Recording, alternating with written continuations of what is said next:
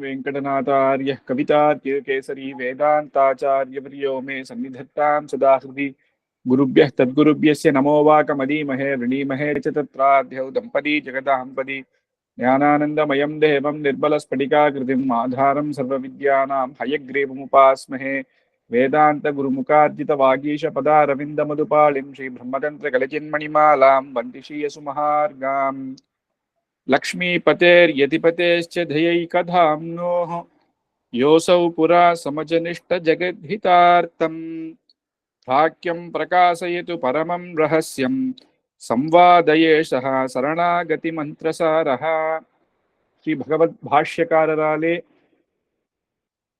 பகவான் பெரிய பிராட்டி பெரிய பெருமாளிடத்தில் கத்தியத்திரயம் அனுசந்தானம் பண்றேன். அதுல நம்ம சரணாகதி கத்தியம் பார்த்துன்னு வந்துட்டு இருக்கோம். அதுல போன வாரம் இதுக்கு முன்னாடி எப்பேற்பட்ட பாபங்கள்லாம் நம்ம பண்ணிட்டு இருக்கோம், பகவத பச்சார பாகவத பச்சார சக்கியாபச்சார இதெல்லாம் அனைத்தையும் போக்கணும், இதுக்கு முன்னாடி பண்ணதும் இனிமேல் பண்ண போறதும் எல்லாம் அப்படின்னு பிரார்த்திக்கிற விஷயமாக பார்த்தோம்.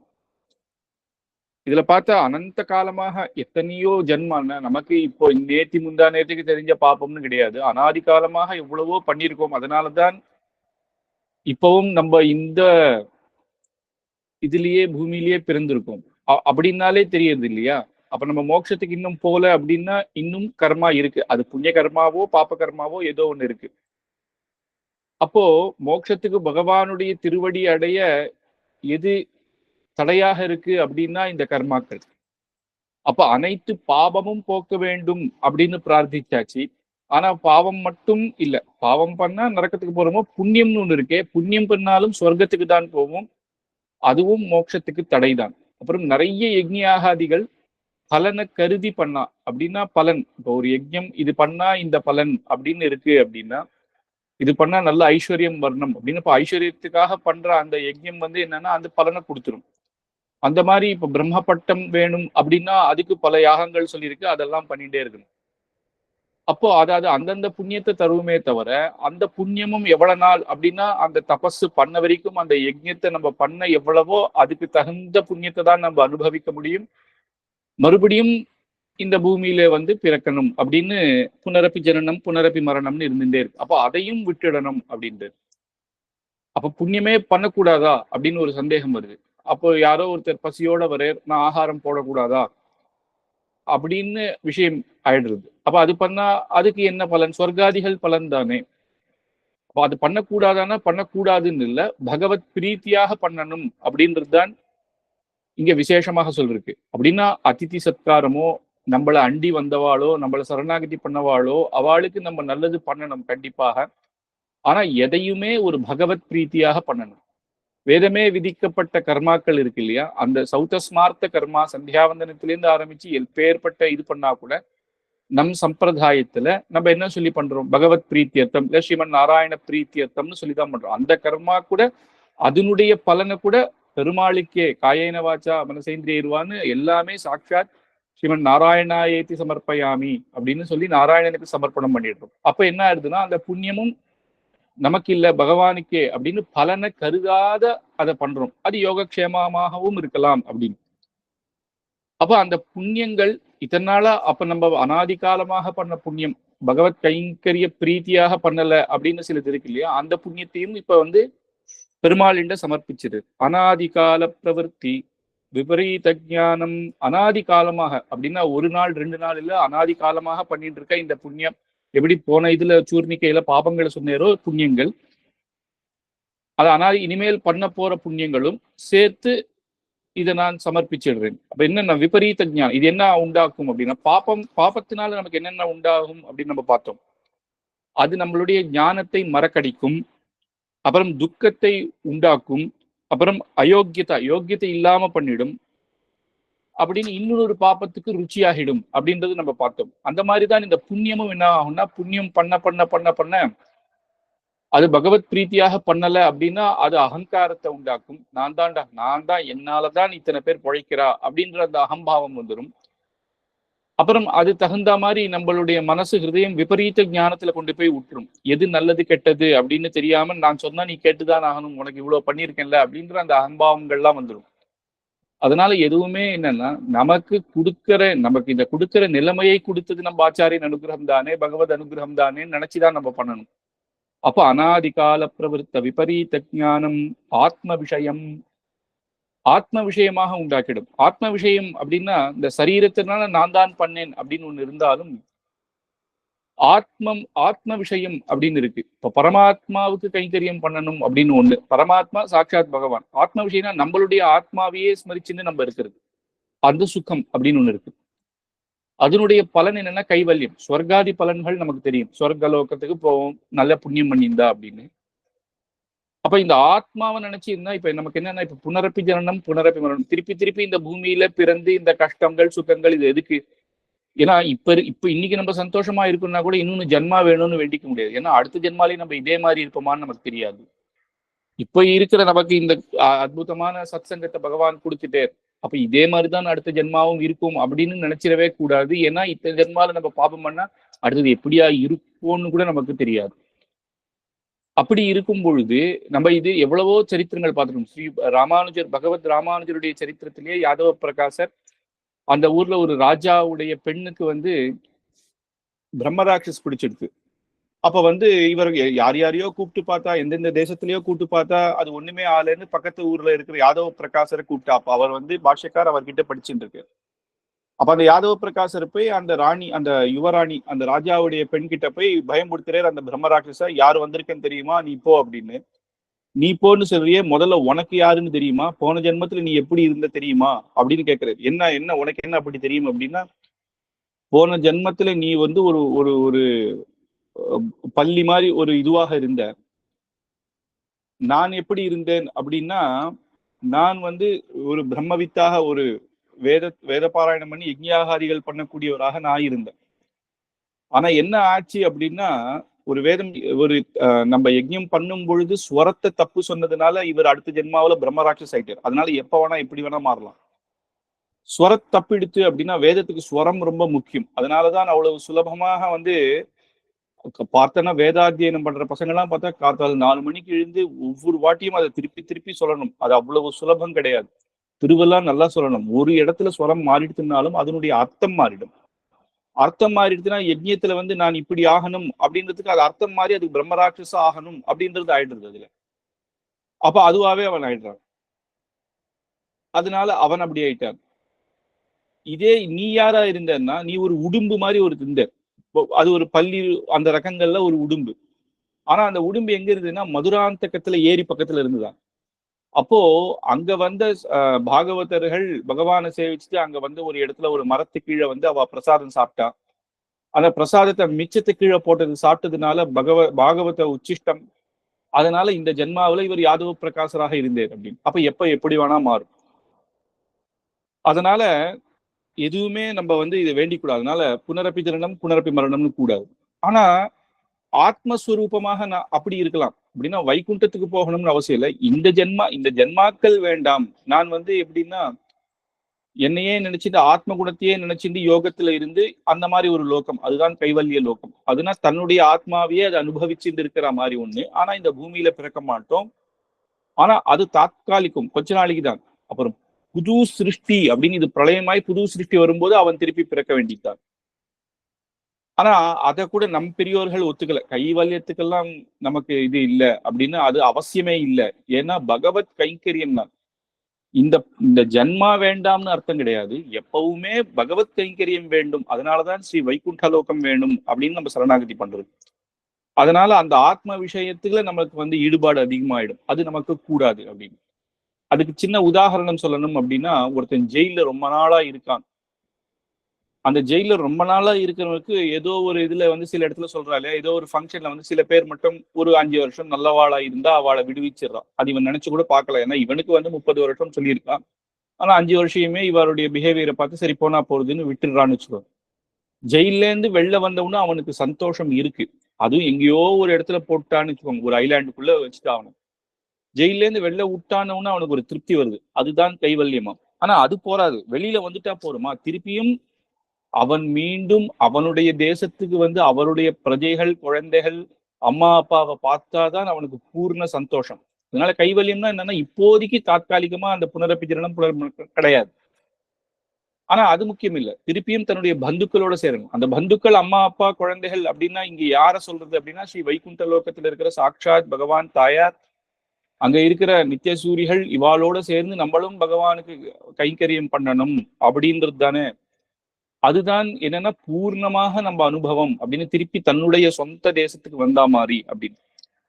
அதனால கைவல்யத்தை நம் பெரியோர்கள் விரும்புறது இல்ல, அதை பத்தி பேசுறதும் இல்லை. அதனாலதான் இந்த கைவல்யம் ஆத்ம விஷயத்துல இந்த புண்ணியங்கள் சிந்தனை உண்டாக்கிடும். அதனால அதுவும் கூடாது, அதனால அதுவும் வேண்டாம்.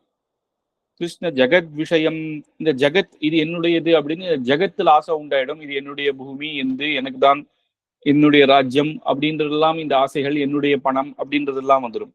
விபரீத விருத்தம் ச அப்படின்னு விபரீதமான அனுஷ்டானத்துல நம்மளுக்கு ஆசை போயிடும். நிறைய புண்ணியங்கள் பண்ணா அப்படின்னா காமிய கர்மா, மோட்சம் வேண்டாம், நிறைய காமியம் சொர்க்காதிகள் அனுபவிக்கணும் அப்படின்னு சில பேர் இந்திரனாக ஆகணும்னா அதுக்கு வந்து இவ்வளவு அஸ்வமேத யாகங்கள் பண்ணணும் அப்படின்னு ஒரு கணக்கு இருந்தா அதுல பண்ண ஆரம்பிச்சிருவா காமிய கர்மா. இல்ல இன்னொருத்தனுக்கு அப்புறம் சத்துருஞ்சய ஹோமம் இதெல்லாம் பண்றோம் இல்லையா, அதெல்லாம் நம் பெரியோர்களுக்கு வந்து அதுவும் பகவத் இதுவாக அதெல்லாம் பண்ண மாட்டா. ஒரு பலனை கருதியோ அது பண்ணக்கூடாது. இன்னும் சொல்ல போனா நம் ஸ்ரீ வைஷ்ணவர்கள் வேத பாராயணம் பண்றதே, வேத அத்தியனம் பண்றதே எதுக்குன்னா, அந்த வேதத்துல கர்மகாண்டத்துல நிறைய பலன் சொல்லியிருக்கு இல்லையா, ஆனா அது பலனுக்காக இல்ல, பகவத் கைங்கரியமாக பகவான் கோவில்ல இருந்து வேத பாராயணம் பண்ணணும் அப்படின்றதுதான் பகவத் பிரீத்தியாகத்தான். அதனால விபரீத விருத்தம் ச அசேஷ விஷயம் அப்படின்னு செயல், ஆத்ம விஷயம், ஜெகத்து இது எல்லாத்திலையுமே இந்த ஆசையை உண்டாகிறது. அதனால அசேஷமான்னு சொல்றாரு. அத்யாபி வர்த்தமானம் அப்படின்னு, வர்த்தமானம் அப்படின்னா இன்னும் கூட, இனிமேல் பண்ணக்கூடிய, இன்னைக்கு நான் விஷயம் வந்துட்டு சரணாகதி பண்ண வந்துட்டேன், இனிமேல் புண்ணியம் பண்ற புண்ணியம் அப்படின்னா அதான் சரணாகதி பண்ணிட்டே உனக்கு அந்த வந்து அந்த ஆலோசனை இல்லையான்னா ஸ்திரமாக இருக்காது. நமக்கு சரணாகதி பண்ண உடனே கூட ஆச்சாரியர் மூலமாக தான் சரணாகதி பண்றோம். அதுக்கப்புறமும் சில புண்ணியத்தை நம்ம வந்து பகவத் பிரீத்தியாக பண்ணல அப்படின்னு சில வாட்டி பண்ணிடுறோம். அதனால இனிமேல் பண்ண போறதும் அது தெரியாம பண்றதோ என்னவோ இல்ல, இது வரைக்கும் பண்ணது வர்த்திஷ்யமானம் சர்வம் க்ஷமஸ்வ, இந்த மாதிரி புண்ணியங்களும் நீர் ஏத்துண்டனும், அந்த என்னுடைய புண்ணியத்தையும் நீர் நீக்கிடணும் அப்படிங்கிற. இது வரைக்கும் பண்ணது அப்படின்னா நம்ம ஏதாவது ஒரு சங்கல்பம் பண்ணிட்டு வந்திருப்போம். ஒரு யாகம் வந்து மழைக்காக பண்றோம், மழைக்காக அப்படின்னு பலனை கருதி யாகம் பண்ணும் பொழுது 2வது நாளே நல்ல மழை பெய்ய ஆரம்பிச்சுடுச்சுன்னா அந்த யாகத்தை நடுவுலயே நிறுத்திடக்கூடாது, அதான் மழை வந்துருக்கே அப்படின்னு. அப்ப இனிமேல் பண்ணும் பொழுது எப்படி பண்ணணும்னா, அது வந்து யஜ்ஞத்தை ஆரம்பிச்சா அதை முடிக்கணும் அப்படின்றதுனால அது சாஸ்திரியகமாக 2வது நாள்ல இருந்து நம்ம பண்றோம். முதல் நாள் காமியார்த்தமாக பண்றோம். அப்ப நம்ம ஏதாவது ஒண்ணு காமியார்த்தமாக ஆரம்பிச்ச விஷயம் இன்னைக்கு நான் வந்து பிரபத்தி பண்ணிட்டேன், அது யாகம்ன்றது ஒரு நாள் இல்ல, அது கண்டினியூஸா நிறைய காலம் பண்ணுவான். அப்போ காமியார்த்தமாக ஆரம்பிச்சிருந்தாலும் இப்ப எனக்கு அதுல இஷ்டம் இல்லைன்னாலும் நிறுத்தக்கூடாது இல்லையா, அதை வந்து பூர்த்தி பண்ணணும். அதனால இனிமேல் பண்ணக்கூடியது எல்லாம் இது பழையதெல்லாமும் நீர் அதை க்ஷமிச்சு அதை ஏத்துக்கணும் அப்படின்னு செய்ய போறதும் செஞ்சதும் எல்லாத்தையும் அசேஷத்தகா க்ஷமஸ்வ அப்படி. க்ஷமஸ்வன்னா அந்த அதனுடைய அந்த புண்ணிய சக்திகள், அந்த நான் பண்ணது எல்லாத்தையும் நீரே எடுத்துக்கணும் அப்படின்னு காமியார்த்தமா எதுவுமே பண்ணக்கூடாது, அது பண்ணதெல்லாம் உமக்கு அப்படிங்கிறது. அப்ப பாவத்தையும் பார்த்தாச்சு, புண்ணியத்தையும் பார்த்தாச்சு, சகலமும் அவர் வந்து க்ஷமாபணம் கேட்டாச்சு. அதுக்கப்புறம் என்னன்னா இன்னுமே பிரகிருதி சம்பந்தம், இந்த பூமியில இருக்கிற இந்த அனுபவங்கள், என்னதான் சரணாகதி பண்ணா கூட சரணாகத்தின போல நம்ம இருக்கோமா அப்படின்னா சந்தேகம்தான். நம்ம இன்னமும் லோகத்துல இருக்கிற அனைத்து இதுவும் அனுபவிச்சுன்னு தான் இருக்கோம். ஏன்னா அது பிரகிருதி சம்பந்தம், ஒன்றும் பண்ண முடியாது. அப்ப அந்த பிரகிருதி சம்பந்தத்தையும் போக்க வேண்டும் அப்படின்னு. மதியா மீது கர்ம பிரவாக பிரவருத்தம் அப்படின்னு அனாதி காலமாக இருந்த இந்த கர்ம புண்ணிய பாபங்களுக்கு இந்த பிரகிருதி சம்பந்தத்தினால வரக்கூடியது, அதெல்லாம் இதிலிருந்தும் என்னை விடுவிக்கணும் அப்படின்னு. பகவத் விஷயஸ்வரூப திரோதானகரீம், இந்த பிரகிருதி சம்பந்தத்தினால என்னென்ன கஷ்டங்கள் அப்படின்னு பார்த்தா பகவத் சம்பந்தத்திலிருந்து நமக்கு தலையாகும். நமக்கு வந்து பகவானை ஸ்மரிக்க முடியாத பண்ணிடும் இந்த இந்த பிரகிருதி சம்பந்தம். இந்த பிரகிருதி சம்பந்தம்னா இப்ப இந்த பூமியில இருக்க நம்ம அனுபவிச்சுட்டு இருக்க பல விஷயங்கள், அது என்ன ஆகும்னா பகவானுக்கும் நம்மளுக்கும் ஒரு தர போட்டா மாதிரி ஆயிடும். இது சரீரமே அப்படிதான். திருமாலுடைய நம்ம வந்து இன்னைக்கு இருந்து இன்னில இருந்து நாளையில இருந்து டெய்லி உட்காந்து ஸ்தோத்திர பாடங்கள் சொல்லலாம் அப்படின்னா நமக்குன்னு ஏதோ ஒரு ப்ரோக்ராம் வரும். நம்ம ஃப்ரெண்டு யாரோ வெளில கூப்பிடுவா, யாரோ ஒரு பர்த்டேன்னுவா, ஒரு நாள் 2 நாள் போயிடும், அப்படியே விட்டு போயிடும். திருப்பி திருப்பி நம்ம சொல்லிட்டு இருப்போமே தவிர பண்ணவே கூடாம போயிடும் இல்லையா? ஏதோ ஒரு விஷயத்துல நமக்கு அந்த அனுபவம் வராது போயிடும், தடையாகவே இருக்கும். அதனாலதான் சில வாட்டி பார்த்தேன்னா தியாகராஜ சுவாமி எல்லாருமே பார்த்தா திருவேங்கடமுடியான சேவைக்கு வரும்பொழுது தரை போட்டுட்டாலாம். அந்த தரையை எடுத்து எனக்கு சேவை சாதிக்கணும் அப்படின்னு சொல்றதை விட அவர் என்ன சொல்றாருன்னா, என்னுடைய அஜ்ஞானம்னு தர ஒண்ணு இருக்கே, அந்த அஜ்ஞானம்னு அந்த திரையை நீ திறந்தாலே உம்முடைய சேவை எனக்கு ஆகும் அப்படின்னும் போதே அந்த கீர்த்தனை முடியும் பொழுதே அந்த தரை திறந்து பெருமாளுடைய சேவையாச்சு அப்படின்றது அவளுடைய சரித்திரத்துல வரும். அதனால அந்த அஜ்ஞானம் நமக்கு இந்த இந்த விஷயத்துல ஆசைகள் போயிடும். விபரீத ஜான ஜனனீம் அப்படின்னு இதெல்லாமே விபரீத ஞானத்தை உண்டாக்கும். ஸ்வவிஷயாச்ச போக்ய புத்தேர் தனம், நம்மளை பத்திய ஸ்வவிஷயம், நம்மளுடைய போக்கியம், நான் நான் நான் தான் ஞானம்னு வெறும் ஞானம் வந்துருச்சுனாலும் ரொம்ப கஷ்டம். நான் தான் அவனோட நல்ல ஞானி அப்படின்ற ஒரு அகங்காரம் வரும். இந்த மாதிரி எல்லாமே தன்னை பத்தி தானே சிந்தனை பண்றது அதெல்லாமே வரும். தேகேந்திரிய சேவ போக்கியத்வேன அப்படின்னு தேகம் இந்திரியம், தேகம் இந்த சரீர ஆசைகள். இந்திரியம் அப்படின்னா கண்ணு காது மூக்கு அப்படின்னா நல்லா சாப்பிடணும், நல்ல விஷயத்த கேட்கணும்னா பாட்டு கேட்கணும், ஏதோ ஒரு இதுல போயிடுறோம் நம்ம. அப்புறம் போக்கியத்துவம், அது எல்லாமே இந்த தேகம் இந்திரியம் இதெல்லாமே நம்மள இது பண்ண முடியாது. சூக்ஷ்ம ரூபம், இந்த தேக இந்திரியங்கள் போக்கியம், இந்த இந்த இந்த சௌகரியங்கள் இது எல்லாமே பிரளய காலத்திலே நம்மளுடையதான், அது சூக்ஷ்மமாக இருக்கும். அந்த பலனையும் நம்ம அனுபவிச்சுதான் ஆகணும். பிரளய காலத்திலையும் அது சூக்ஷ்மமாக இருக்கு. திருப்பியும் அடுத்த யுகம் வரும்போது அதெல்லாம் நம்ம அனுபவிச்சுதான் ஆகணும், அதுக்கான பலனை. அப்புறம் தெய்வீம் குணமயீம் மாயாம் அப்படின்னு அப்பேற்பட்ட தெய்வீம் குணமயீம் மாயாம் அப்படின்னு இது எல்லாமே சாட்சாத் பகவானுடைய மாயை. மாயை அப்படின்றதுக்கு பலவிதமான அர்த்தங்கள் உண்டு. நம் சம்பிரதாயத்தைப்படி மாயா அப்படின்னு பார்த்தா இது எல்லாமே நிரந்தரம் கிடையாது, எப்பயுமே சாஸ்வதம் கிடையாது, இதெல்லாமே தாத்காலிகம் அப்படின்னு அர்த்தம். எப்படியுமே நம்ம ஒருத்தன் மரணத்துக்கு போக வேண்டியது தானே. இந்த பூமியே இப்படியே இருக்க போறதுல ஒரு நாளைக்கு ஒரு நாள் மாறும், பிரளயம் வரும், அப்புறம் திருப்பி சிருஷ்டி உண்டாகும் அப்படின்னு எல்லாம் இருக்கு. அதனால இது எதுவுமே சாஸ்வதம் கிடையாது. இன்னைக்கு நமக்கு இருக்கிறத வச்சு இது எப்பயுமே இருக்கும்னு சொல்ல முடியாது அப்படின்னு அர்த்தம். அதனால இது ஒரு மாயை.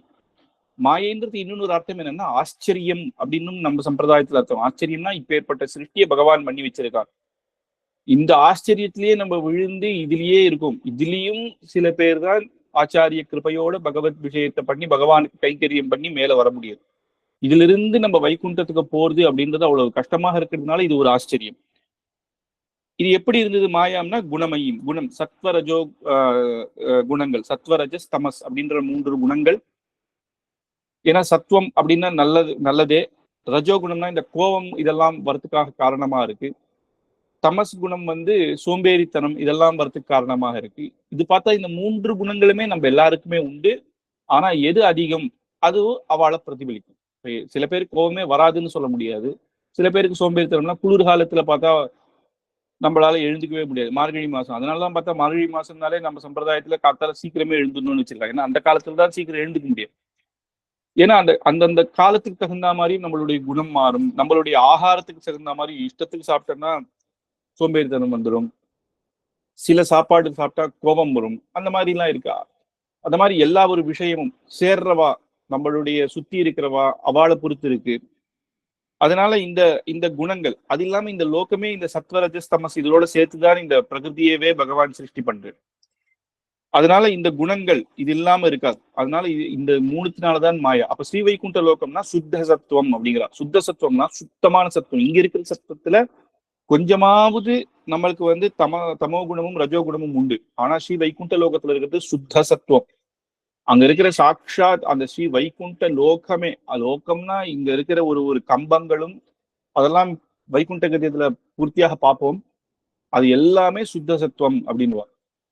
அந்த மாதிரி இருக்கணும். அப்பேற்பட்ட அந்த சுத்த சத்துவம் இங்க கிடையாது. அதனால குணமயும் மாயாம், இந்த மாயிலிருந்து தாசபூதன் நான் உன்னுடையவன், அதனால நீ இதெல்லாம் இந்த கஷ்டத்திலிருந்து இந்த மாயையிலிருந்து என்னை கடக்க செய்யணும் அப்படின்னு இதி வக்தாரம்மாம் தாரைய அப்படின்னு இங்க இருந்து என்னை கடக்க செய்யணும் அப்படின்னு தாசபூதாக. ஏன் கடக்க செய்யணும் அப்படின்னா நான் உன்னுடைய தாசன் அப்படின்னும், சரணாகதோஸ்மி தவாஸ்மை தாசஹா அப்படின்னு நான் உன்னை சரணாகதி மேலே பண்ணேன் அதை நினைவுபூட்டி இந்த மாயை அப்படின்ற இந்த பிரகிருதி சம்பந்தத்திலிருந்து என்னை கடக்க செய்யணும் அப்படிங்கிறார். இங்க தாசபூத்தகான்னு முதல்ல ஒரு வாட்டி சொல்றார், தவாஸ்மி தாசகா அப்படின்னு ரெண்டாவது வாட்டியும் சொல்றாரு.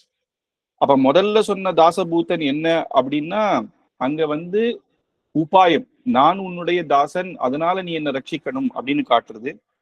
இங்க தவதாசஸ்மை அப்படின்னு சொல்லும் போது பலன், இந்த பலன்ல நான் உன்னுடைய தாசன், உன்னை அனுபவிக்க நான் இருக்கேன் அப்படின்றது இந்த பலனாக இங்க இந்த இடத்துல காட்டுறது. அப்படி இந்த 3 விதமான, முதல்ல பாபம் புண்ணியம், இந்த பாப புண்ணிய கர்மா நம்மளுக்கு இந்த பாபமும் புண்ணியமும் அப்படின்னா, பாபம் எதுக்கு பண்றோம், புண்ணியம் எதுக்கு பண்றோம்னா இந்த பிரகிருதி சம்பந்தத்தினால, இந்த மாயையினாலையும், இந்த பிரகிருதி சம்பந்தம், இந்த சத்வரஜோ தமோ குணங்களாலையும், இதனால நம்ம இந்த பண்றதுனால அந்த இதுல இருந்தும் என்னை மொத்தமாக நீக்கி உம்முடைய சுத்தமான கைங்கரியத்தை கொடுக்கணும் அப்படிங்கிற. இதுக்கப்புறம் துவய மந்திரத்துல நாராயணகா அப்படின்ற அந்த சதுர்த்தி அர்த்தத்தை பலனை சொல்ல போறேன், என்னென்ன கைங்கரியங்கள் வேண்டும் அப்படி. அந்த கைங்கரியங்களை சொல்லும் பொழுதும் முதல்ல என்ன கேட்கிறார் அப்படின்னா, எனக்கு ஞானத்தை தரணும், அடுத்தது பக்தியை தரணும், அப்புறம் பக்திக்கும் மிஞ்சி பரபக்தி, பரஜான, பரமபக்தி அப்படின்னு எப்பயுமே அந்த பக்தி நிலைச்சி இருக்கணும் அப்படின்னு 3ஆவதாக கேட்கிறார். 4ஆவது நித்திய கைங்கரியம் அப்படின்னு. இந்த 4த்துக்குமே சொல்லும் பொழுது பகவான் பாஷ்யக்காரர் என்ன பண்றாருன்னா, ஒரு ஞானி அப்படின்னா எனக்கு ஞானத்தை கொடுத்துரு அப்படின்னா, அப்ப நமக்கு இருக்கிற ஞானத்தை அவர் சொல்லல, நம்ம ஏதோ படிச்சு வர ஞானத்தை சொல்லல. இங்க இருக்கிற ஞானம் அப்படின்னா பகவத் விஷயத்துல இருக்கிற பூர்ணமாக கைங்கரியம் பண்ணக்கூடிய அப்பேற்பட்ட ஞானம். அப்ப அது எந்த ஞானம்னு சொல்லணும் இல்லையா? அப்ப என்ன பண்றாருன்னா, ஸ்ரீ பாஷ்யக்காரர் கீதையில கண்ணன் சொல்றார், ஞானினா இப்பேற்பட்டவன் அப்படின்னு. அதையே எடுத்து அந்த ஸ்லோகத்தை காட்டி, நீ அன்னைக்கு சொன்னியே அப்பேற்பட்ட ஞானியாக என்னை ஆக்கிடு அப்படின்னா, ஞானியாக என்ன ஆக்குன்னு அர்த்தம் கிடையாது, அந்த ஞானத்தை கொடுத்து என்னை உன்னிடத்தில் சேர்த்துக்கோ அப்படிங்கிற மாதிரி. அதே மாதிரி பக்தி அப்படின்னா, நீர் சொன்னீர் இல்லையா, எப்பேற்பட்ட பக்தி ஒருத்தனுக்கு இருக்கணும் அப்படின்னு, அந்த பக்தியவே நீர் எனக்கு கொடுத்து உன் சரணத்தில் சேர்த்துக்கோரும் அப்படின்னு ஆச்சரியமாக சொல்றேன். அப்போ அந்த கீதையில இருக்கிற ஸ்லோகத்தையே எடுத்து காமிச்சு அது ஆச்சரியமாக சொல்றது. அதுக்குதான் சுவாமி தேசிகனும் விஸ்தாரமான அர்த்தங்களையும் நமக்கு சாதிக்கிறேன். தேஷாம் ஞானி நித்யயுக்தஹ நிமிஷம் தேஷாம் ஞானி நித்யயுக்தஹ ஏக பக்திர் விசிஷ்யதே பிரியோ ஹி ஞானினோத்யர்த்தம் அகம் சச்ச மம பிரியஹ அப்படின்னு. தேஷாம் ஞானி நித்யயுக்தஹ, எப்போதும் யோகம் பண்றவர்கள் அப்படின்னு. மொத்தம் 4 விதமான பக்தர்கள் அப்படின்னு கிருஷ்ணன் பகவத்கீதையில சொல்றார். ஆர்த்தகா, ஜிக்ஞாசு, அர்த்தார்த்தி, ஞானி அப்படின்னு. அப்படின்னா என்னன்னா, இவாள்லாம் ஒவ்வொரு பலனை கருதி பகவானை கைங்கரியம் பண்றா அப்படின்னு. ஆனா ஞானின்றவன் எந்த பலனும் கருதாம சாட்சாத் பகவானே. ஆர்த்தகா அப்படின்னா அர்த்தார்த்தி அப்படின்னா அர்த்தத்துக்காக, நமக்கு எப்ப பகவான் கிட்ட இருந்து பணம் காசு எல்லாம் வரணும்னு வேண்டிக்கிறார். ஜிக்ஞாசு அப்படின்னா அவ ஒரு இதுக்காக, ஞானத்துக்காக வேண்டிக்கிறார். ஞானின்றவர் தான் எந்த ஒரு பலனை கருதாம பகவத் கைங்கரியமே முக்கியம் அப்படின்னு ஒரு முமுட்சுக்களாக இருக்கிறவா. அப்போ ஆனா பெருமாளை பொறுத்த வரைக்கும் இவ 4 பேர்ல வித்தியாசத்தை சொல்லல. எப்படியா இருந்தாலும் பரவாயில்ல, என்கிட்ட பக்தி பண்றானே அப்படின்றதுனால நான் அவனுக்கு அனுகிரகம் பண்ணுவேன் அப்படின்னு தான் சொல்றேன். எப்படி ஒரு அம்மாவுக்கு 4 குழந்தை இருக்கா, அதுல ஒவ்வொருத்தரும் ஒவ்வொரு மாதிரிதான் இருப்பா. நல்ல குணம் இருக்கிறவா, ஒருத்தன் கெட்ட குணம் இருந்தா கூட அம்மா ஒன்னாதான் பாப்பா, அவளை எப்படியாவது அவனையும் திருத்தணும்னு தான் பாப்பாளே தவிர அவனை வெளில போன்னு சொல்ல மாட்டாளோ. அத்தனை பக்தர்களையுமே இப்படியாவது என்ன பக்தி பண்றானே அப்படின்னு தான் பெருமாள் நினைப்பார். ஆனா அதுலயும் சொல்றது, ஞானி ரொம்ப வசத்தி, என்னுடைய அவனே ஆத்மா அப்படிங்கிறது. அதை அடுத்த ஸ்லோகத்தை சொல்ல போறாரு. அதனால தேஷாம் ஞானி நித்திய யுக்தகா, எப்பொழுதும் யோகத்திலேயே இருப்பவன் அப்படின்னு. ஏக பக்திர் விசிஷ்யத்தை, அவனுக்கு ஏக பக்தி தான். அப்படின்னா என்னன்னா, அவனுக்கு பக்தி மட்டும்தான், வேற எந்த விஷயத்திலையும் சித்தனை இல்லை. ஏக பக்தி, அவனுக்கு ஏகம், அவனுக்கு ஒரே லட்சியம் என்னன்னா பகவத் பக்தி, பகவானுக்கு கைங்கரியம் அப்படின்னு. பக்தி மட்டும்தான், வேற எதுவுமே கிடையாது, பலன் கூட கிடையாது அப்படிங்கிறது. மற்றவாளுக்கு என்னன்னா பகவத் பக்தியும் பலனும் அப்படின்னா, பகவானை இன்னைக்கு நான் சேவிக்க போறேன், நான் இன்னைக்கு பரீட்சையில நல்லா பண்ணணும், இல்ல நான் ஒரு கார் வாங்கணும் அப்படின்னா, அப்போ அந்த இடத்துல பகவானுடைய பக்தியும் இருக்கு, பலனையும் அவன் எதிர்பார்க்கிறான் இருக்கு. ஆனா இவாளுக்கு என்னன்னா ஏக பக்தி மட்டும்தான். அவனுக்கு நான் கைங்கரியம் பண்ணணும், பகவான் தான் பலன் கூட. என்னன்னா பலன் கூட பகவான் தான். அவ எப்படி இருப்பான்னா பகவத் கைங்கரியத்தை பிரார்த்திக்கிறான், பகவத் கைங்கரியமே தான் பலன். அதனால உபாய பல பாவேன அப்படின்னு சொல்றாரு. உபாயம் என்ன? பகவான் திருவடி தான் நமக்கு உபாயம், பகவான் திருவடி அடைய. சரி, பகவான் திருவடி அடைய பலன் என்ன அப்படின்னா அவனுடைய திருவடியே தான். கேசரி கஷ்டப்பட்டு நம்ம பண்றோம், அதனுடைய பலன் என்னன்னா கேசரி தான் பலன். அது சாப்பிட்டா எவ்வளவு தித்திக்கிறது, அந்த மாதிரிதான் இது. அவ்வளவு பக்தி யோகம் ஞான யோகம் பண்றது எதுக்குன்னா அந்த பகவானுடைய திருவடி சரணத்துக்காகத்தான். அதனால திருவடியிலேயே போய் அதுவே உபாயமாக பற்றணும் அப்படின்னு. தேசாஜ்ஞானி நித்தியுக்தா ஏக பக்திர் விசிஷ்யத்தே பிரியோஹி ஞானினோத்யர்த்தம் அப்படின்னு அவளுக்கு என் மேல அதீதமான பிரியம். அதை சொல்லி தெரிஞ்சுக்க வேண்டியதில்லை. ஆனா ஒண்ணு, அகம் சச்ச மம பிரியாக அப்படின்னு எனக்கும் அவளை கண்டா அதீதமான பிரியம் அப்படின்னு. பகவானுக்கு அவ மேல அதீத பிரியம் அப்படின்றது ஒரு பக்கம் இருக்கட்டும், எனக்கும் அவ மேல அப்பேற்பட்ட பிரியம். அது எவ்வளவு அளவு அப்படின்னு சொல்லிட முடியாது. அத்தியந்தமான பரஸ்பரம் அவ ரெண்டு பேருக்குள்ளேயும் அப்பேற்பட்ட பிரீத்தி இருக்கு அப்படின்னு. அதனால முதல்ல ஞானம். அப்புறம் இங்க என்ன சொல்றேன்னா, சரணாகதி பண்ணவனுக்கு இப்பேற்பட்ட பக்தி இருக்கணுமா? இப்ப நம்ம இவ்வளவு சொன்னோம், பக்தி யோகம் பண்றவாளுக்கு தானே இதெல்லாம். இவர் கேட்கறதோ ஞானம் பக்தி, அதுக்கப்புறம் பரபக்தி பரஜானம்னா இப்பேற்பட்ட பக்தி யோகம் பண்றவாளுக்கு தான். நம்மளே இதெல்லாம் பண்ண முடியாததானே சரணாகதி பண்றோம் அப்படின்னா இந்த இடத்துல அவர் சொல்றது என்னன்னா, சுதர்சன சூரிகளே சொல்றாரு இதுல, இது பலனாகத்தான் பாஷைக்கா இருக்கிறது, இது உபாயமாக இல்ல. இதெல்லாம் நான் பண்றேன் அப்படின்னு கிடையாது, இதெல்லாம் பண்ண முடியல, ஆனா எனக்கு இது பலனாக கொடு அப்படின்னா இப்பேற்பட்ட ஞானத்தை எனக்கு கொடும் அப்படின்னு. அதுக்கு அடுத்தது உபாய கோட்டி. அதனால பக்தி யோகத்துல இருக்கிறவாளுக்கு இது உபாயம். பக்தி யோகம் பண்றவாளுக்கு அவ பரபக்தி பரஜானம் பரமபக்தி அத்தனையும் அவ பண்ணணும். பரபக்தி அப்படின்னா பெருமாளை எப்ப தரிசிக்க போறோமோ, அவனுடைய தரிசனம் எப்ப கிடைக்குமோ அப்படின்னு ஆசையில இருக்கிறது பக்தி. பரஜானம் அப்படின்னா என்னன்னா அவனுடைய தரிசனம் கிடைச்சாச்சு, அந்த தரிசனம் கிடைக்கிற க்ஷணத்துல நம்ம பகவானை எப்படி சேவிப்போம் அப்படின்றது பரஜானம். பரமபக்தி அப்படின்னா எப்படின்னா பெருமாளை எப்ப சேவிச்சேனோ அப்பா சேவிச்சாச்சிரா அப்படின்னு கிடையாது. இந்த தரிசனம் கிடைச்சதுக்கு அப்புறம் மத்த எல்லாமே உலகத்துல இருக்கிறது அவனுக்கு ஒரு ருச்சியாக இருக்காது. எப்பயுமே நம்ம ஒரு பெரிய விஷயத்த பார்த்துட்டா அதுல ருச்சி போயிடும், அதுக்கப்புறம் அந்த சின்னத்துல ருச்சி இருக்காது. முதல்ல இருக்கும்போது நமக்கு அந்த எல்லாமே நம்மளுடைய சாப்பிடுற விஷயத்திலயோ கொஞ்சம் கொஞ்சமா அதிகமா டேஸ்ட் பண்ண நமக்கு இதெல்லாம் போயிடும். அதிகமாக நமக்கு துட்டு வர வர நம்மளுடைய சௌகரியங்கள் வர கீழே இருக்கிறது நம்ம மறந்துடுவோம். அப்போ உலகத்திலேயே லோகத்திலேயே அத்தியந்த சுகம் ஆனந்தம் எதுன்னா சாட்சாத் பகவத் கைங்கரியம். அந்த பகவத் ஸ்வரூபத்தை எப்ப ஒருத்தர் பார்த்தாரோ அதுக்கப்புறம் மத்த எல்லாமே அவளுக்கு ஒரு இதுவாக போயிடும். இதெல்லாம் இனிமேல் என்ன அப்படின்னு இந்த லௌகிக் ஆசையே போயிடும்.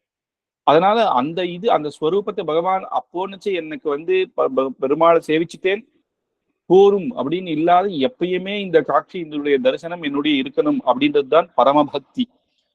அதனால இது பிரபத்தி பண்றவாளுக்கு இது உபேய தசையில உபேய தசைனா பிரபத்தி பண்ணி சரணாகதி ஆன உடனே நமக்கு இப்பேற்பட்ட அனுபவங்கள்லாம் நமக்கு கிடைக்கணும் அப்படின்னு. அதே பக்தியோகாளுக்கு இப்படிலாம் பண்ணாதான் அவளுக்கு மோட்சமே. இன்னொன்னு என்னன்னா இதுல சொல்றார், முதல்ல ஞானத்தை கேட்கிறார், பக்தியை கேட்கிறார், அப்புறம் பரபக்தி பரஜான பரமபக்தி, அப்புறம் கைங்கரியம்.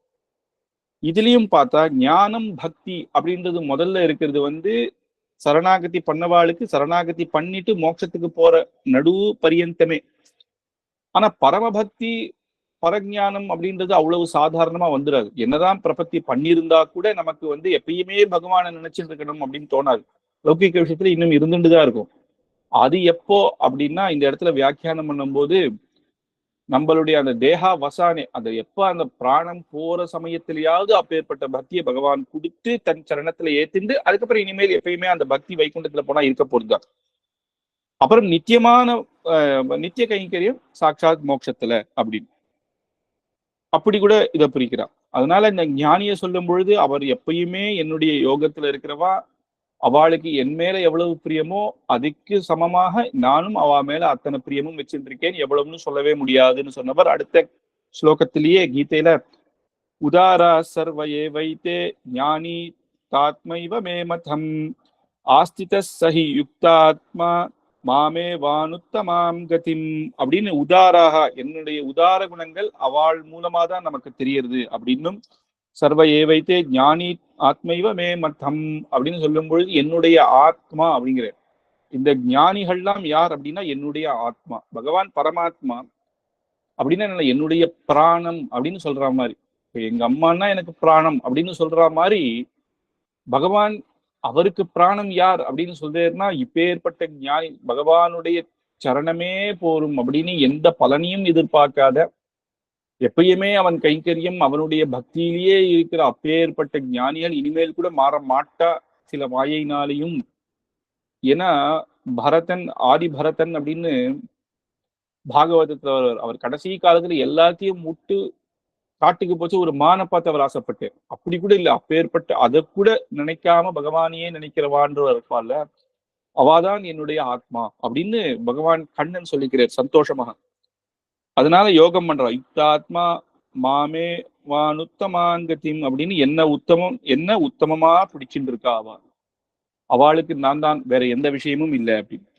அதுக்கு அடுத்தது சொல்றேன் பகூனாஞ்சன் மனாமந்தே ஞானவான் மாம் பிரபத்தியதே வாசுதேவ சர்வமிதி சமஹாத்மா சுதுர்லபகா அப்படின்னு பகூனாம் ஜென்மநாமந்தே எத்தனை யுகம் யுகமாக பிறந்து இறந்து பிறந்து இருந்து அதுக்கப்புறம் ஞானத்தை சம்பாதிச்சு அதுக்கப்புறம் வாசுதேவன் தான் சர்வம் அப்படின்ற அளவுக்கு ஞானம் வந்து அப்பேற்பட்ட ஒரு ஞானி வேற எந்த விஷயமும் எந்த லோகமும் எதுவுமே கிடையாது, வாசுதேவன் தான் சர்வம் அப்படின்ற ஞானம் அவ்வளவு சுலபமாக முதல்லயே வந்துடாது எல்லாருக்கும். பல யுகங்கள் பல ஜென்மாக்கள் எடுத்து எப்போவோ இருந்தும் ஆச்சாரியின் அனுகிரகத்துலதான் அப்பேற்பட்ட அந்த ஞானம் வரும்.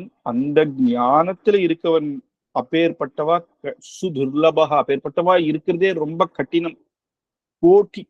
கோட்டியில எவ்வளவோ இதுல ஒருத்தன் அப்படின்னு துர்லபகா, அப்பேற்பட்டவா அப்பேற்பட்ட ஞானி வாசுதேவன் தான் சர்வம் அப்படின்னு வாயால சொல்லிடலாம். ஆனா திடீர்னு ஒரு நெருப்பு எரிஞ்சுட்டு இருக்குன்னா ஆத்துல இல்ல அவன் பார்த்துப்பான் அப்படின்னு உட்கார முடியுமா? நம்ம அந்த பக்தி வருது இல்லை. அப்படி இருந்திருக்காளான்னா இருந்திருக்கா. ஜனக மகாராஜர் இருந்து சீதாதேவியுடைய பிதா அப்பா ஜனகர் அவர் என்ன பண்றாருன்னா தேவர்கள்லாம் ஒரு மாயையா அவருடைய சபையில நெருப்ப மூட்டி விட்டாரு. அப்படியே ஃபுல்லா எரியுது, எல்லாரும் ஓடுறான். அங்க இருந்து ரிஷிகள்லாம் கூட, ஏன்னா அவர் பிரம்மஜானி, அத்தனை பேரும் ஓடும்போது அவர் மட்டும் அப்படியே நெருப்பு எரிஞ்சிட்டு போறேன் அப்படின்னு இருக்கிறான். கேட்டாலாம் ஏன் சுவாமி அப்படின்னா, என் சரீரம் தானே எரிய போறது, என் ஆத்மா சாஸ்வதமாகத்தானே இருக்க போறது அப்படின்னு சொல்றான். ஆத்மா சாஸ்வதம். திருப்பியும் என்னன்னா நம்ம பண்ண புண்ணிய பாப்பத்துல இன்னொரு இது எடுத்துட்டு தான் போறோம், பகவத் கைங்கரியத்துக்கு தானே இந்த ஆத்மா அப்படின்னு சொன்னோம்னா உண்மையான அது அந்த தேவர்கள் பண்ணது ஒரு மாயா நெருப்பு தான். அப்படியே பார்த்து நீர்தான் சுவாமி உண்மையான ஞானி அப்படின்னாலும். இத பகவத்கீதையிலேயே கீதையில மொத்தம் பார்த்தோன்னா கதைகளே இருக்காது, ஒரு உதாரணம் எக்ஸாம்பிள்ஸா இருக்காது, பெரியவாளா எடுத்து சொல்றாவளே தவிர. ஆனா 2 பேரை கண்ணனே எடுத்து காமிக்கிறார் இப்பேற்பட்டவா ஞானின்றதுல. அதுல ஜனக மகாராஜரை காட்டினார்னா அவர் எப்பேற்பட்டவர்னு பாத்துக்கோ. கண்ணனே அந்த 2 பேர் மட்டும்தான் காட்டுது, அதுல ஒருத்தர் ஜனக மகாராஜ். அப்பேற்பட்ட ஞானிகள் சுதுர்லபகா துர்லபம் அப்படின்னு சொல்லிக்கிறார். அது என்னன்னா கண்ணன் என்ன சொல்றேன்னா இப்பேற்பட்ட ஞானிகள் ரொம்ப குறைவுன்னு சொல்லிக்கல, அப்பேற்பட்டவா அவர் கண்ணன் எந்த அர்த்தத்துல சொல்றாரு அப்படின்னா இப்பேற்பட்டவா எனக்கு கிடைக்கிறது துர்லபம் அப்படிங்கிறாரா. நம்ம என்ன நினைச்சுக்கிறோம்னா பகவானுடைய அனுகிரகம் நமக்கு கிடைக்கிறது எப்பேற்பட்ட துர்லபம், பகவான் அவனை சேவிக்கிறது மற்றவாள் போல நமக்கும் கைங்கரியம் கிடைக்கணும் அப்படின்னு நினைச்சுக்கிறோம். ஆனா அவன் சுலபன். அவன் எப்படின்னா இறங்கி எப்பேற்பட்ட கிருஷ்ணாவதாரத்துல பல சௌலபியம் இப்படி அவதாரமா பண்ணி இன்னைக்கும் அர்ச்சாவதாரமா இருந்து நமக்கு கைங்கரியம் கொடுத்திருக்கான். அவன் எல்லாரோடையும் ஆச்சரியமா சௌலபியமா தான் இருக்கான் பக்தி பண்றவாகிட்ட. ஆனா அவன் சொல்லிக்கிறானா இப்படி வாசுதேவன் தான் சர்வம் அப்படின்னு இருக்கிற மகாத்மாக்கள் சுதுர்லபம் எனக்கு கிடைக்கிறதுக்கு அப்படின்னு கண்ணன் அப்படி அவளை சொல்றான். அப்படின்னும் பொழுது எப்பேற்பட்ட அந்த ஞானிகள் அப்படின்ற டெஃபினிஷன் இருக்கு இல்லையா. அதனால ஞானத்தை எனக்கு குடுன்னு சொல்லல ஸ்ரீ பாஷ்யக்காரர். அவர் எவ்வளவு அழகா கண்ணன் சொன்ன இப்பேற்பட்ட ஞானிகளை நீ சந்தோஷமா ஏத்துக்கிற, நீயே சொல்ற உமக்கு பிரியமானவர்கள் அப்படின்னு நீரே சொல்றேர், எனக்கு கிடைக்கிறது துர்லபம் அப்படிங்கிறேர். இப்பேற்பட்ட ஞானியாக என்னை ஆக்கிண்டு உம்முடைய சரணத்துல ஏத்துக்கோரும் அப்படின்னு. அதனால் இதி ஸ்லோகத்ரயா கடைசியில் இதி ஸ்லோகத்ரயோதி ஞான ஞானினம் மாம் குருஷ்வ, அப்பேற்பட்ட அனுகிரகத்தை எனக்கு பண்ணும், இப்பேற்பட்ட ஞானத்தை எனக்கு ஆக்கி கொள்ளும், என்னை ஆக்கி கொள்ளும், எனக்கு குடும், எனக்கு ஞானம் வரணும் அப்படின்னு கேட்கல. அப்படி உமக்கு பிரியமானபடியினாலே என்னை ஆக்கி உம்முடைய சரணத்திலே ஏற்றுக்கொள்ளுங்கள், ஆக்கி கொள்ளும் அப்படின்னு தான் சொல்லுது. அதனால அப்பேற்பட்ட ஞானம் வரணும்னாலும் பகவத் அனுகிரகம் பூர்ணமாக இருந்தால்தான் கிடைக்கும் அப்படின்றதுக்கு இது ஒரு. அதுக்கு அடுத்தது என்னன்னா பக்தியை கேட்குது. புருஷா அப்படின்னு புருஷா சபர பார்த்த பக்தியா லப்தியா ஸ்வனன்யயா பக்தியா துவனன்யயா சக்கியா மத்பக்திம் லபதே பராம் அப்படின்னு. முன்னாடி ஞானிகர்களுக்கு சொல்லும் பொழுது 3 அடுத்தடுத்த ஸ்லோகம் பகவத்கீதையில எடுத்தார். இப்போ பக்தின்னு சொல்லும் பொழுது என்ன பண்ணிருன்னா, கீதையில முதல்ல சொன்னது, நடுவுல சொன்னது, கடைசியில சொன்னது, எப்படி பக்தர்களை அவன் வர்ணிக்கிறான் அப்படின்னு 3 தனித்தனி ஸ்லோகத்துல இருந்தும் ஒரு பதத்தை எடுத்துக்கிறேன். புருஷா சபர பார்த்தா பக்தியா லப்தியா ஸ்வரண்யா அப்படின்றது ஒரு ஸ்லோகத்துல இருந்தும், பக்தியா துவனன்யா சக்கியாக அப்படின்றது 2வது ஸ்லோகத்துல இருந்தும், நடுவுல ஏதோ ஒரு ஸ்லோகத்துல இருந்தும், கடைசியில மத்பக்திம் லபதே பராம் அப்படின்னு இந்த 3 ஸ்லோகமாக எடுத்து இதுல காட்டினபடியா 3 ஸ்லோகத்துல எப்பேற்பட்ட ஞானம் நீ சொன்னையோ அப்படி என்ன ஆக்கிடுன்னு சொன்ன, இந்த 3 இடத்துல எப்பேற்பட்ட பக்தியோ அப்பேற்பட்ட பக்தியை என்னை ஆக்கி கொள்ளும் அப்படின்றத இங்க எடுத்து சொல்றேன். அப்ப பரமபுருஷர் பக்தினால்தான் அடைய முடியும், வேற பலனே இல்லை. பரமபுருஷனை அந்த பக்தினாலதான் அடைய முடியும் அப்படின்னும், வேற எந்த இதனாலையும் நம்மளால அடைய முடியாது அப்படின்னு வேற பலன் இல்லாம இருக்கிறவா பக்தர்கள். பக்தியா துவனன்யா சக்கியாக அப்படின்னு விஸ்வரூபத்தை எடுக்கும் போது சொல்றாரு, விஸ்வரூபம் எடுக்கிறார். அப்ப அர்ஜுனனை பார்த்து சொல்றாரு, இந்த மாதிரி எப்பேற்பட்ட நாகம் வேதா ந தபஸ்வி, நல்ல தபசு பண்ணாலும் வேதாத்தியனம் பண்ணி தினமும் சொன்னா கூட விஸ்வரூப தரிசனம் அப்படின்றது கொடுக்கறது ரொம்ப கடினம். என்னுடைய விஸ்வரூபத்தை அவ்வளவு சுலபமாக யாராலையும் பார்த்துட முடியாது. அப்படி பார்த்தா கூட அர்ஜுனனுக்கு முதல்ல விஸ்வரூபத்தை காட்டினவிட அவருக்கு அந்த பூர்ணமான அந்த விஸ்வரூபத்தை அவனால பார்க்க முடியல. ஏன்னா நம்மளுடைய சாதாரண இந்த ஊனக்கண்ணை வச்சு பார்க்க முடியாது, அதுக்கு ஞான திருஷ்டி வேணும். அதையும் பகவான் கிட்ட கேட்கிறாங்க, நீ காட்டுறேன்னு சொல்றே, எனக்கு ஒண்ணுமே தெரியலன்றவுன்னா அந்த ஞான திருஷ்டியை பகவான் கொடுத்து அந்த விஸ்வரூபத்தை பார்க்க வைக்கிறேன். அப்படின்னா அது அந்த அந்த பக்தர்களால தான் முடியும் அப்படின்னு. மத்பக்தின் லபதே பராம் அப்படின்னு 18வது அத்தியாயத்துல இது சொல்றேன், என்னுடைய பக்தியை அவன் அடைகிறான் அப்படின்னு. அப்பேற்பட்ட பக்தியை அவன் அடைகிறான் அப்படின்னு அந்த பக்தர்கள். இப்ப நீ சொல்றையோ இப்பேற்பட்ட பக்தியை அடைகிற அந்த பக்தர்கள் அவளுக்கு என்னென்ன குணங்கள் வேணுமோ, எப்பேற்பட்ட பக்தி வேணுமோ, விஸ்வரூப தரிசனத்தை இவாளுக்கு தான் அப்படின்றது எப்பேற்பட்ட வாழ்க்கை தான் மற்றவாளுக்கு கிடைக்காது, துர்லபம், யாருக்கு கிடைக்கும் அப்படின்னு நீ நினைக்கிறியோ அப்பேற்பட்ட பக்தர்கள் அப்படியாக என்னை ஆக்கு அப்படின்னு. இதி ஸ்தானத்ரயோதித, இங்க ஸ்தானத்ரயோ இதி, அங்க மேல ஸ்லோக சொல்லும் பொழுது இது ஸ்லோகத்ரயோ அப்படின்னு ஸ்லோகம் 3 ஸ்லோகத்துல இருந்து இது 3 ஸ்தானத்துல இருந்து எடுத்து பரபக்தி யுக்தம் மாம் குருஷ்வ, அப்பேற்பட்ட பக்தி எனக்கு கொடு அப்படின்னு.